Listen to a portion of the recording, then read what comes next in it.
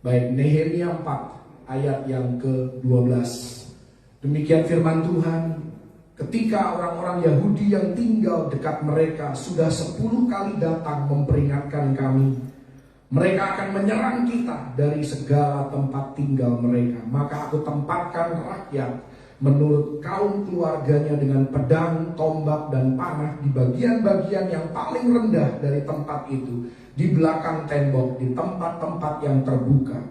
Kuamati semuanya, lalu bangun berdiri dan berkata kepada para pemuka dan para penguasa dan kepada orang-orang yang lain, jangan kamu takut terhadap mereka.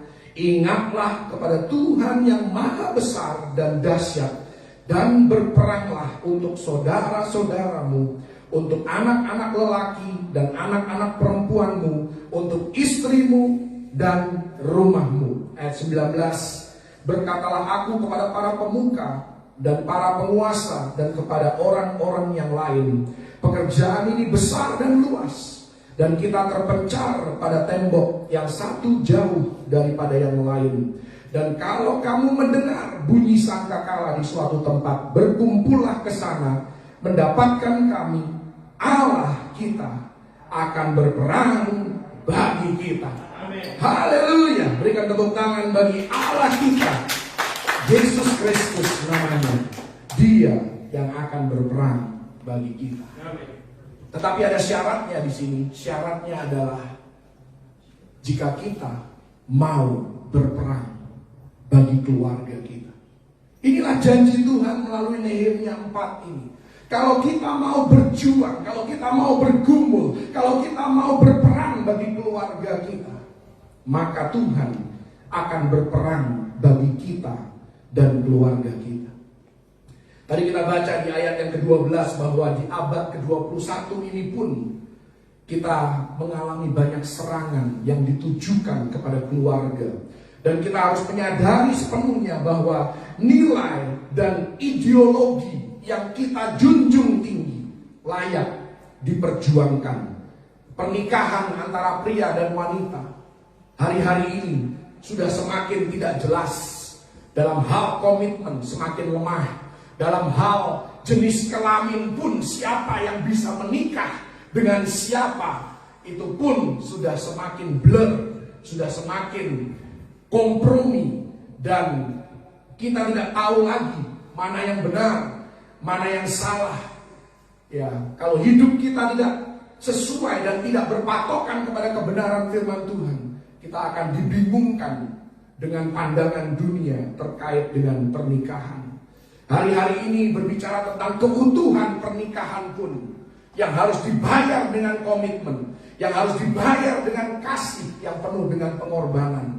Itu pun juga menjadi tanda tanya di berbagai kalangan. Keharmonisan keluarga juga banyak mengalami serangan. Dan saya mau katakan, kita semua sebagai orang-orang percaya, kita harus mau mempertahankan pernikahan. Kita harus mau memperjuangkan keluarga, anak-anak kita, keturunan kita, dan juga nilai-nilai kebenaran firman Tuhan, nilai-nilai kekristenan yang kita tahu adalah benar dan berasal dari Tuhan sendiri, yang memulai yang namanya institusi keluarga ini. Ketika Dia menciptakan Adam dan Hawa, dimulailah keluarga itu terbentuk.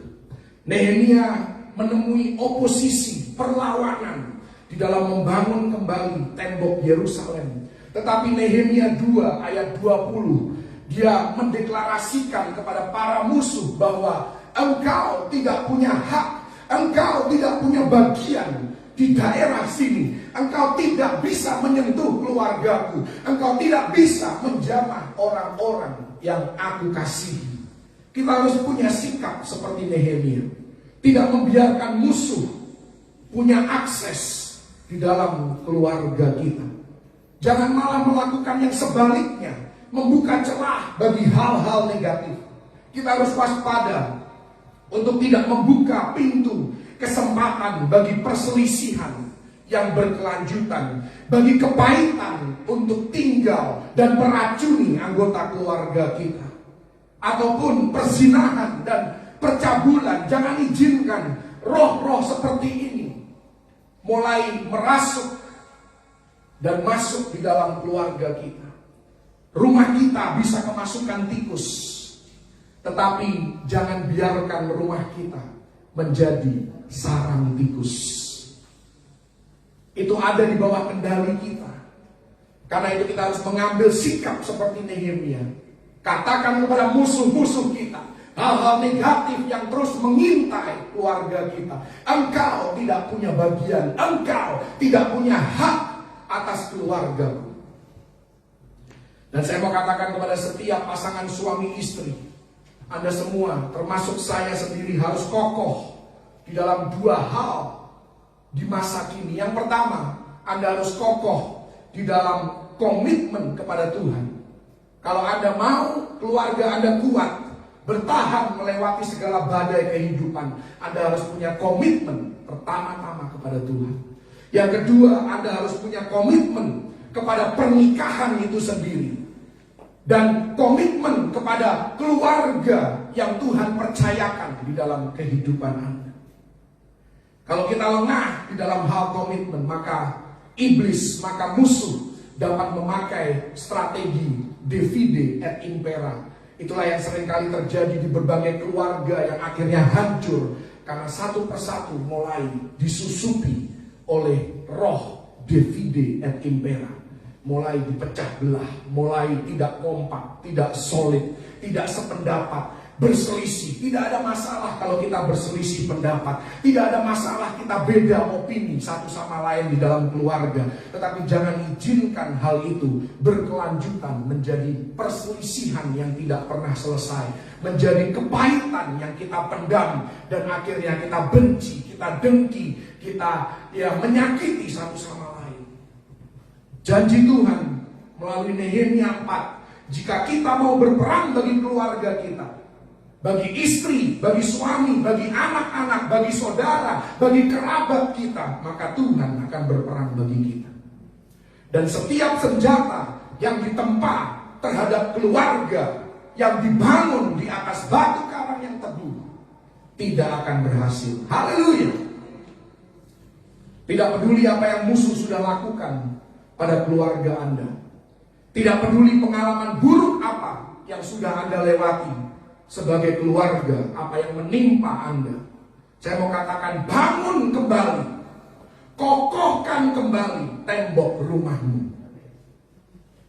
Seperti Nehemia membangun kembali tembok Yerusalem yang sudah runtuh.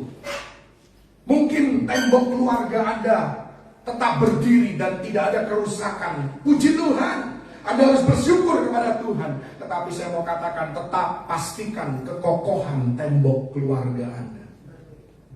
Dan saya mau katakan, apa yang dilakukan oleh Nehemia tidak sia-sia. Hanya karena satu orang saja, tembok itu masih berdiri sampai hari ini. Memang tidak seluruhnya, tetapi masih ada bagian tembok yang dibangun oleh Nehemia, berdiri di Yerusalem sampai hari ini juga. Karena satu orang punya inisiatif, aku akan berperang bagi keluarga. Keutuhan keluarga layak diperjuangkan. Saya tahu tidak mudah membesarkan anak di era seperti saat ini. Budaya dunia semakin menentang nilai kekristenan, khususnya dalam hal pernikahan, dalam hal kekeluargaan. Karena itu kita harus punya komitmen kepada Tuhan, komitmen kepada keluarga. Dan ketika kita memutuskan bahwa keluarga penting bagi kita, maka Tuhan mendeklarasikan, aku pun akan berperang bagi engkau dan keluargamu. Karena itu jangan pernah menyerah. Sekalipun iblis senantiasa mengintai, berperanglah bagi anak-anakmu laki-laki, bagi anak-anakmu perempuan. Iblis tidak bisa menghancurkan gereja kalau iblis tidak bisa menghancurkan keluarga. Keluarga harus hancur dulu, karena keluarga adalah bagian terkecil. Memang individu adalah bagian terkecil, unit terkecil dari gereja, tetapi keluarga merupakan bagian yang penting dari sebuah gereja. Dan gereja tidak akan runtuh selama keluarga itu tetap utuh. Haleluya. Karena itu jadikan keluarga prioritas utama dalam hidup kita. Saya tahu kita semua sibuk, ya kita semua punya kegiatan, apalagi kalau Anda ya kerja dengan perusahaan yang bukan Anda sendiri miliki. Anda tidak bisa mengatur waktu Anda sendiri, Anda tidak punya kebebasan. Anda punya kesibukan, terkadang Anda harus pergi keluar kota dan lain sebagainya. Tetapi saya mau katakan, Anda harus tetap mau berjuang, memprioritaskan keluarga, anak-anak, istri, suami, ya kerabat Anda. Tetap jaga itu, saudara. Syukuri mereka. Syukuri istri kita, syukuri suami kita, syukuri anak-anak kita, syukuri orang tua kita yang masih Tuhan berikan kehidupan. Syukuri kerabat di sekitar kehidupan mereka. Momen yang paling berbahagia di dalam kehidupan kita seharusnya adalah ketika kita ada bersama-sama dengan keluarga kita. Ya, saya suka begitu tersentuh ya kalau melihat kebersamaan dari keluarga Tampu Bolon. Kemuliaan bagi Tuhan. Rasanya heboh kali gitu kan. Seru banget gitu melihat kebersamaan mereka. Ini yang harus kita teladani, yang kita harus bersama-sama bangun di dalam keluarga kita sendiri, sehingga kita tidak perlu iri dengan keluarga lain. Kita tidak perlu membanding-bandingkan diri dengan keluarga lain. Kenapa? Karena keluarga kita pun memiliki hal yang sama, hal yang baik. Ya, keluarga Ibu Manurung yang begitu luar biasa melayani Tuhan, anak-anaknya setia mengikut Tuhan. Ibu Foni jangan tanya lagi, ya kan? Oh, begitu luar biasa berjuang bagi anak-anaknya. Haleluya. Mohon maaf kalau saya tidak bisa sebutkan satu-satu. Tolong jangan tersinggung. Ya, saya menghargai semua orang tua. Saya tahu semua orang tua ya berjuang bagi keluarganya, khususnya di Mount Hermon ini. Dan saya tahu itu tidak mudah. Karena itu saya mau katakan, nikmati, kasihi keluarga Anda. Jangan izinkan musuh memecah belah dan menghancurkan keluarga Anda. Yang ingin musuh lakukan adalah membuat hubungan orang tua dan anak tidak menyenangkan. Hubungan suami dan istri tidak menyenangkan. Sehingga kita tidak lagi peduli dengan keluarga. Tetapi itu hanya tipuan iblis. Sekarang saya mau masuk di dalam poin utama daripada khotbah saya. Bagaimana kita berperang bagi keluarga kita. Yang pertama, Alkitab mengajarkan bahwa kita harus berperang dengan kasih. Memang tadi di zaman Nehemia kita lihat mereka dibekali panah, dibekali tombak. Bukan berarti terus kita berperang saling menyakiti satu sama lain. Bukan itu. Senjata itu dipakai untuk melawan musuh, bukan keluarga kita sendiri. Karena keluarga kita bukan musuh kita. Itu yang seringkali kita lupa. Sekalipun kita bisa beda pendapat, tetapi kita keluarga, kita ada dalam perahu yang sama. Jangan pernah lupakan itu. Perjuangan kita sama. Senjata itu yang harus kita pakai adalah senjata kasih. Karena itu Efesus 5 ayat 25. Cara kita berperang, cara orang Kristen berperang. Dikatakan di sana, hai suami, kasihilah istrimu sebagaimana Kristus telah mengasihi jemaat. Jadi senjata kita bukan untuk saling menyakiti satu sama lain, tetapi senjata kita adalah mengasihi satu sama lain. Dan peperangan memerlukan pengorbanan, komitmen yang mahal untuk bisa menjaga ikatan keluarga dan pernikahan itu. Mereka pada zaman Nehemia, di satu tangan mereka bekerja, di tangan yang lain mereka memegang senjata, bersiap-siap kalau ada serangan dari musuh. Itulah yang harus kita lakukan. Di satu tangan kita bekerja menafkahi keluarga kita, di tangan yang lain kita bangun kerohanian kita. Kita bangun terus kasih, dipenuhi dengan kasih dari Roh Kudus, dari Yesus, sehingga kita mampu untuk mengasihi keluarga kita lebih dan lebih lagi. Seorang profesor berusia 60-an tahun Dia sedang naik daun karena dia dipilih menjadi presiden direktur dari sebuah universitas yang sangat terkenal. Dan ketika dia menjabat beberapa lama dalam periode jabatannya, istrinya mengidap Alzheimer. Kita tahu Alzheimer orang yang seperti orang pikun ya. Dia lupa suaminya siapa, nama suaminya siapa. Jangankan ya itu yang masa lalu, apalagi sudah nggak mungkin ingat. Ya pengalaman masa lalu yang ada sekarang pun dia nggak ingat. Istrinya mengidap Alzheimer dan dia, profesor ini, dalam karirnya yang sedang di puncak kejayaannya, dia memutuskan untuk resign, untuk mengundurkan diri dari jabatannya di jajaran direksi. Dan para koleganya, ya profesor-profesor yang lain, direktur yang lain berkata kepada profesor ini, kami tidak mengerti, istrimu itu kan sudah pikun, istrimu itu bahkan tidak mengenali siapa kamu, tidak kenal nama kamu siapa. Tetapi yang luar biasa, profesor ini berkata, istriku membutuhkan aku. Dan dia mungkin tidak ingat lagi namaku, tetapi aku tahu nama dia. Ia tidak mungkin lagi mengenali siapa aku, tetapi aku kenal siapa dia. Dan dia tetap memutuskan untuk resign. Inilah contoh komitmen yang seringkali diperkatakan di dalam janji nikah, sampai mau memisahkan. Di dalam suka maupun duka, di dalam sakit maupun sehat, di dalam kaya maupun miskin. Inilah contoh komitmen yang penuh dengan pengorbanan. Dan inilah komitmen yang harus kita pegang sebagai pasangan suami dan istri sampai mau memisahkan. Itu yang pertama, kita berperang dengan kasih. Yang kedua, bagaimana kita berperang bagi keluarga kita. Kita berperang dengan membangun bahtera bagi keluarga kita. Anda bisa buka di dalam 2 Petrus 2 ayat yang kelima. Ya, nanti akan ditunjukkan versi bahasa Inggris. Di depan Anda bisa membuka dan membandingkannya dengan versi bahasa Indonesia. Tetapi dalam versi bahasa Inggris dikatakan jelas bahwa ketika Tuhan memerintahkan Nuh membangun bahtera bagi keluarganya dan bagi orang-orang yang mau mendengar suara Tuhan, yang pada akhirnya mereka menolak suara Tuhan, jadi hanya keluarga Nuh yang masuk ke dalam bahtera itu.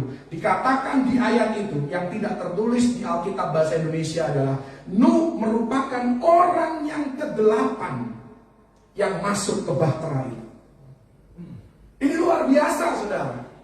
Ya, kebanyakan orang kalau lagi badai, lagi krisis, kepengennya menyelamatkan diri sendiri dulu. Tidak dengan Nuh. Nuh memastikan keluarganya, istrinya, anak-anaknya, semua ada di dalam bahtera. Begitu mereka ada di dalam bahtera, dia memastikan keselamatan mereka. Baru dia menjadi orang ke-8 yang masuk sebelum pintu bahtera itu tertutup. Inilah sikap kita sebagai orang tua yang seharusnya. Pastikan keluarga kita, istri kita, suami kita, anak-anak kita, cucu, cicit, buyut, apapun. Ya, kalau Tuhan memberikan umur panjang kepada Anda, pastikan keturunan Anda ada di dalam bahtera. Dan Anda menjadi orang yang terakhir masuk ke dalam bahtera itu. Memang untuk membawa keluarga kita perlu ada di dalam bahtera itu lebih dahulu. Tetapi maksudnya pastikan mereka juga ada di dalam bahtera bersama-sama dengan Anda. Jangan egois, jangan hanya mementingkan diri Anda sendiri. Memang ada kalanya kita sudah melakukan apa yang kita bisa lakukan dan tetap mereka tidak bisa ikut, tidak mau ikut kita. Itu bukan urusan kita lagi. Tetapi pertanyaannya, apakah kita sudah melakukan yang terbaik untuk memastikan mereka ada di dalam bahtera keselamatan itu. Nuh memastikan istri dan anak-anaknya ada di dalam bahtera. supaya saat penghakiman melanda bumi ini dan terjadi pengangkatan gereja, pastikan anggota keluarga Anda ikut di dalam bahtera keselamatan itu dan ikut bersama-sama dengan Anda mengalami rapture atau pengangkatan itu. Haleluya. Inilah panggilan tertinggi Anda sebagai orang tua, memastikan keselamatan keluarga Anda. Dan jangan serahkan keselamatan anak-anak Anda kepada pengkhotbah. Jangan serahkan keselamatan mereka di tangan pendeta atau gembala Anda. Andalah gembala di dalam rumah Anda, di dalam keluarga Anda. Anda harus mengkhotbahkan kebenaran kepada mereka. Jangan mewakilkan doa kita pada para pendoa syafaat. Tidak ada salahnya para pendoa syafaat mendoakan kita, tetapi jangan cuma itu yang menjadi doa bagi keluarga kita. Anda dan saya pun sebagai orang tua harus berdoa. Ya, di dalam bisnis perkebunan itu hanya dibutuhkan 2 hal supaya perkebunan itu sukses. Anda tahu 2 hal itu sama dengan dalam kehidupan rohani keluarga kita, hanya dibutuhkan 2 hal. Yang pertama, Anda butuh mulut. Ya kan? Anda ngomong terus kebenaran, bukan ngomong yang negatif. Ya kan? Bukan menyakiti anak-anak Anda, tapi ngomong hal yang positif, ngomong firman Tuhan, janji-janji Tuhan. Mulut yang pertama. Yang kedua, Anda perlu lutut. Kalau bisnis perkebunan, Anda harus jalan. Anda harus melewati itu pohon-pohon sawit. Anda harus melewati berbagai gulma, pakis yang bisa membuat Anda lecet, yang bisa melukai kulit Anda. Anda pun di dalam keluarga harus pakai mulut dan lutut untuk berdoa, mulut untuk memperkatakan hal-hal yang positif kepada anak-anak kita. Rumah kita harus menjadi suaka iman, pengharapan, penyembahan, kesembuhan, dan kelepasan. Jangan sampai anak-anak kita justru tidak merasa kerasan di rumah, ada bersama-sama dengan kita. Memang sih, saya mengerti ada fase di dalam kehidupan anak-anak kita di mana mereka kepengen bebas, mereka tidak mau lagi dikekang. Tetapi buat suasana di rumah menjadi suasana kekeluargaan, suasana yang positif, suasana di mana hadirat Tuhan ada dan menenangkan Anda dan keluarga Anda. Bangun rumahmu sehingga menjadi tempat perlindungan dari bahaya dan ancaman dunia bagi kita sendiri dan bagi keturunan kita. Seperti Yosua, kita harus berkata, Yosua 24 ayat 15, tetapi aku dan seisi rumahku, kami akan beribadah kepada Tuhan. Haleluya. Itu yang kedua, bangun bahtera. Yang ketiga, bagaimana Anda berperang bagi keluarga Anda? Bangun mezbah. Sudah jelas, kita harus membangun mezbah. Ya, bukan berarti terus Anda harus punya seperti tabut perjanjian dia di rumah. Ya, tidak harus merupakan hal yang fisik, tapi bisa merupakan hal yang simbolis. Anda berdoa bersama, Anda saling menguatkan satu sama lain. Ayub 1 ayat 5, di sana dikatakan setiap kali. Ya, artinya Ayub secara rutin berperang bagi keluarganya. Dan dikatakan di sana dia mempersembahkan korban bakaran sebanyak jumlah mereka sekalian. Berapa jumlahnya? Minimal 10, karena anaknya 10. Belum istrinya 11. Dan untuk setiap anak, untuk istri, dia punya mezbah yang berbeda-beda. Dan korbannya pun berbeda-beda. Artinya ini perlu bayar harga, ada komitmen, ada kedisiplinan yang harus dibangun. Ayub melakukan semua ini setiap kali. Artinya rutin, ini bukan hal yang sesekali dilakukan atau seminggu sekali dilakukan, tetapi setiap kali dia melakukannya. Dia mau menjauhkan keluarganya dari musuh yang mengintai. Dan kita seringkali atau anak-anak kita seringkali menganggap bahwa doa itu kuno, ibadah itu kuno, ya cara kita menyembah itu kuno. Dan saya mau katakan kepada Anda generasi muda, Tuhan masih pakai cara yang kuno untuk menyelamatkan hidup Anda. Tuhan masih memakai cara yang kuno untuk melindungi Anda dan keluarga Anda. Jadi jangan menganggap cara Tuhan itu terlalu kuno untuk dilakukan lagi. Ya, itu justru cara yang paling up to date, cara yang paling powerful untuk melindungi kehidupan kita dan keluarga kita. Amsal 22 ayat 6 dikatakan, didiklah orang muda menurut jalan yang patut baginya, maka pada masa tuanya pun ia tidak akan menyimpang daripada jalan itu. Artinya kita harus terus mendoakan mereka, kita harus terus menaruh mereka pada mezbah, maka Tuhan akan sanggup untuk menjaga dan melindungi mereka. Sekalipun ada kalanya mungkin mereka kehilangan arah, mereka menyimpang di dalam hidup mereka, tetapi Tuhan sanggup merebut mereka kembali kalau kita terus menaruh mereka di mezbah yang kita bangun. Kita perlu menaruh keluarga kita pada mezbah. Jangan izinkan Hollywood, jangan izinkan medsos, jangan izinkan TikTok untuk mendidik dan membesarkan anak-anak kita. Tidak ada salahnya terkoneksi dengan dunia virtual. Kita perlu informasi, anak-anak kita perlu tahu perkembangan zaman dan lain sebagainya. Tapi jangan izinkan medsos menjadi sumber anak kita dibesarkan yang mereka tahu hanya TikTok. Oh, artis ini lagi ngetren, oh lagu ini lagi populer. Tapi mereka tidak tahu apa-apa tentang firman Tuhan. Lebih baik mereka tidak tahu apa-apa tentang dunia, yang penting mereka tahu kebenaran firman Tuhan. Bagus kalau bisa berimbang kedua-duanya, ya, supaya kita juga bisa mengikuti perkembangan zaman. Jangan biarkan anak-anak kita mengenal kuasa supranatural dari film horor. Ya, baru nonton film horor baru kenal yang namanya ternyata ada dunia roh gitu. Perkenalkan mereka dunia roh dari Alkitab. Ajarkan mereka hal-hal yang rohani, supranatural dari Alkitab. Dan Tuhan masih sanggup melakukan hal-hal supranatural itu hari ini. Bukan hanya dulu, tetapi hari ini juga. Yang keempat, bagaimana kita berperan bagi keluarga kita? Praktekkan akuntabilitas. Praktekkan akuntabilitas. Apa itu akuntabilitas? Akuntabilitas itu artinya ada pertanggungjawaban.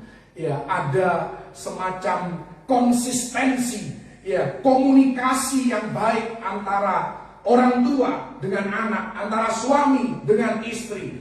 Prakteknya di dalam kehidupan kita sebagai orang tua, kita harus mengawasi anak-anak kita di dalam pergaulan mereka, di dalam studi mereka, di dalam mereka pakai gadget mereka. Awasi mereka, bukan dengan cara yang kita mengintai kehidupan mereka seperti spy gitu kan. Bukan itu. Ya, sedikit-sedikit kita salahkan mereka. Bukan seperti itu, tetapi minimal kita tahu apa sih yang mereka suka, apa sih yang mereka tonton, siapa sih teman-teman mereka, siapa mereka yang berteman dengan anak-anak kita, siapa sih orang tuanya, seperti apa sih keluarganya. Artinya kita harus terlibat di dalam hidup mereka. Kalau memang perlu, kita harus berani menegur anak-anak kita sekalipun hal itu sakit, bahkan mungkin membuat mereka marah. Bukan dengan cara yang kasar. Anda tidak perlu kasar di dalam menegur anak-anak Anda. Kita perlu membela kebenaran, tetapi ada caranya supaya hal itu tidak menyakiti anak-anak kita. Beberapa hari yang lalu saya lihat postingan anak saya. Ada satu kata yang menurut saya tidak pas untuk diposting sebagai profil WhatsApp. Ada satu kata. Saya langsung bilang sama dia, saya bilang, Saya nggak akan ngomong anak saya yang mana kan. Mungkin Anda sudah tahu juga yang mana gitu kan. Karena mereka suka protes setelah khotbah kan. Jadi ngomongin aku nih katanya.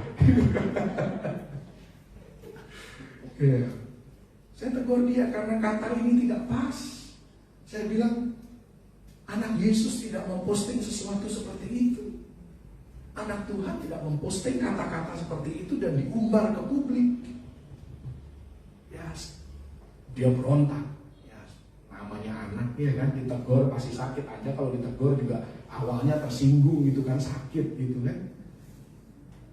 Tapi dengan pengertian, dengan cara kita berkomunikasi, akhirnya dia bisa terima bahwa hal itu memang tidak layak diposting di medsos.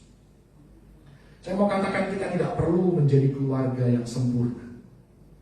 Hanya kita perlu melakukan yang terbaik untuk merawat, membesarkan anak-anak kita, untuk peduli kepada orang-orang di sekitar kehidupan kita. Bawa mereka ke gereja, layani Tuhan di depan mereka, bukan untuk pamer, bukan untuk pencitraan, tetapi supaya mereka melihat, oh, orang tuaku terlibat di dalam pelayanan.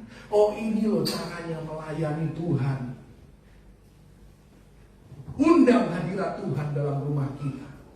Hal ini saya mau katakan akan meninggalkan kesan yang mendalam, yang tidak akan bisa mereka lupakan. Inilah yang dimaksud dengan Amsal 22 ayat 6.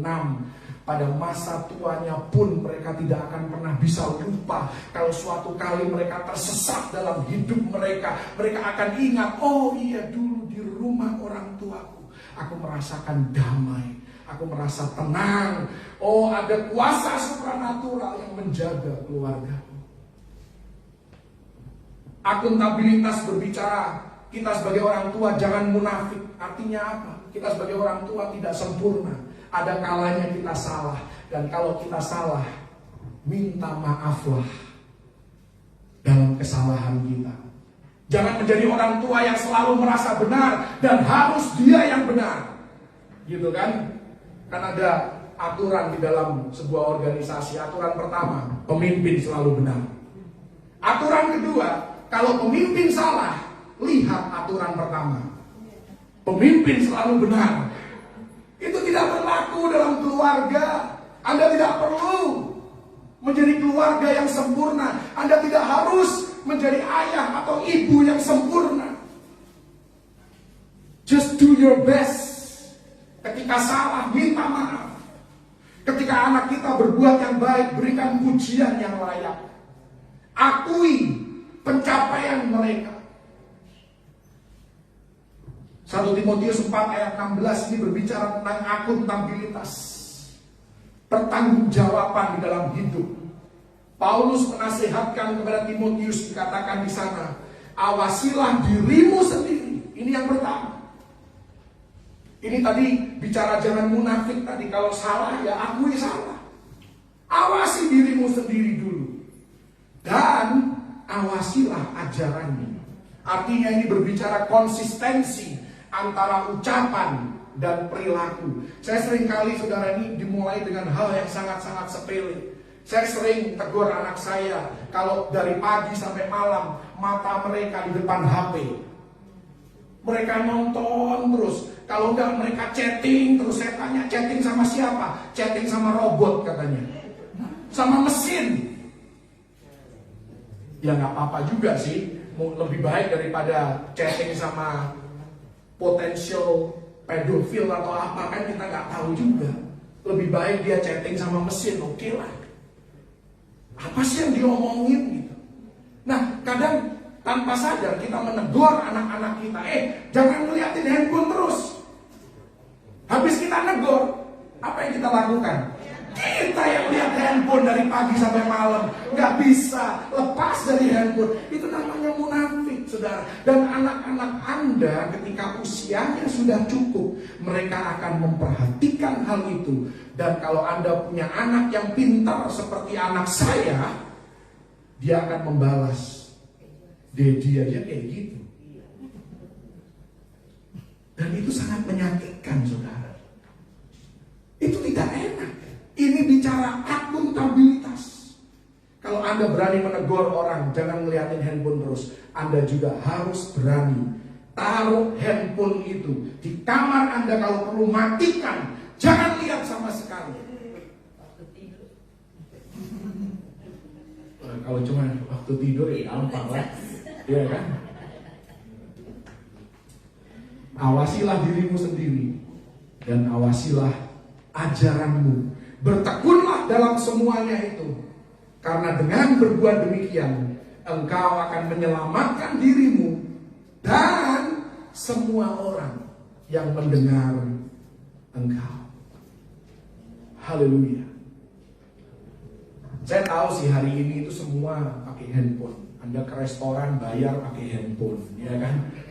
Kemana-mana pakai handphone. Ya, saya paham. Maksud saya konsisten lah. Oke, kalau Anda konsisten, Anda tidak bisa lepas dari handphone. Anak Anda tidak bisa lepas dari handphone. Jangan marahin dia.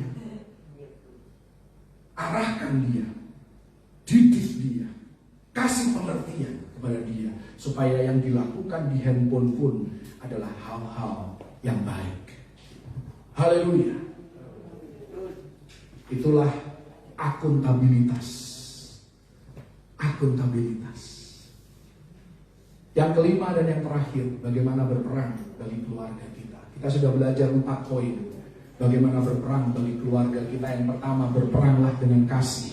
Yang kedua, bangunlah bahtera. Yang ketiga, bangunlah mesbah. Yang keempat, apa tadi? Praktekkan akuntabilitas. Ini kata yang agak sulit dikatakan, diucapkan, saya ngerti. Ya, praktekkan akuntabilitas. Yang kelima, tinggalkan jejak kaki yang saleh. Tinggalkan jejak kaki yang saleh. Pastikan jejak kaki kita menuntun mereka pada kaki Yesus. Ahab dan Isabel di dalam 2 Raja-Raja 10 ayat yang ke-7. 2 orang ini, pasangan suami istri ini, mereka punya gaya hidup yang ceroboh, gaya hidup yang jahat.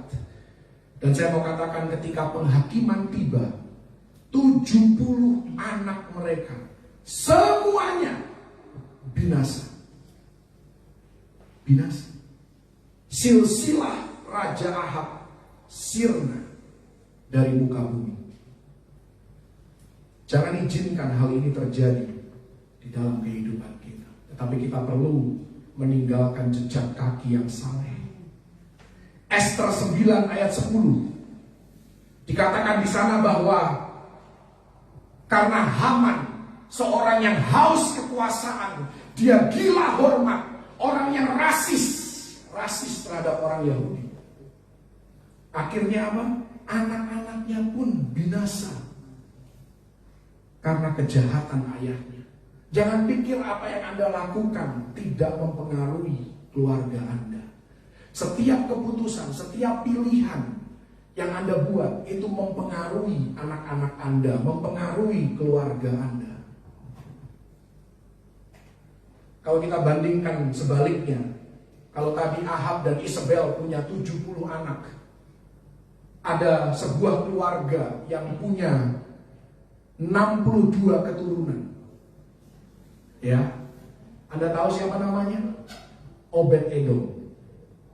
1 Tawarik 26 ayat yang ke-8. 62 keturunan Obed Edom, semuanya melayani Tuhan. Semuanya hidup takut akan Tuhan dan berkarya bagi Tuhan. Kenapa? Karena kita tahu Obed Edom, dialah yang membawa tabut perjanjian untuk tinggal di dalam rumahnya selama 3 bulan. Dan selama 3 bulan itu dia maksimalkan, ya, keluarganya terekspos dan terjamah oleh hadirat Tuhan, sehingga muncullah yang namanya berkat generasi. Ini yang harus kita turunkan, saudara. Berkat generasi. Dan saya mau katakan bagi Anda yang ada di tempat ini, Anda yang ikut secara online, apa yang Anda lakukan saat ini ada di dalam gereja. Inilah hal yang terpenting yang Anda bisa lakukan di dalam hidup Anda. Anda sedang meninggalkan jejak kaki yang saleh, jejak kaki yang akan menuntun anak-anak kita ke kaki Yesus. Ini lebih penting dari hal yang lain yang Anda mungkin pikirkan saat ini. Berada di rumah Tuhan, karena di sanalah keluarga kita perlu untuk berada. Setiap kali Anda beribadah, setiap kali Anda berdoa, setiap kali Anda membuka Alkitab, Anda sedang berperang bagi keluarga Anda. Dan saya mau katakan, teruslah berperang bagi keluarga Anda. Jangan pernah jemu-jemu berperang bagi keluarga kita, pergaulan dan gaya hidup anak-anak kita, keuangan kita, masalah dan tantangan hidup kita perlu berperang. Deklarasikan terus janji Tuhan atas keluarga kita. Kemana jejak kaki kita menuntun dan mengarahkan keluarga kita. Berperang bagi pernikahan kita, berperang. Dan jangan pernah menyerah sekalipun tidak mudah. Dan mulai dari hari ini, jangan tunggu sampai nanti krisis. Jangan nunggu nanti mulai perselisihan tereskalasi baru Anda mau berjuang bagi keluarga. Mulai dari sekarang, bangun kebersamaan, bangun kekeluargaan, bangun quality time bersama dengan keluarga Anda. Sampai keluarga kita ada di dalam bahtera keselamatan dan siap untuk mengalami pengangkatan. Haleluya. Fight for your family. Haleluya.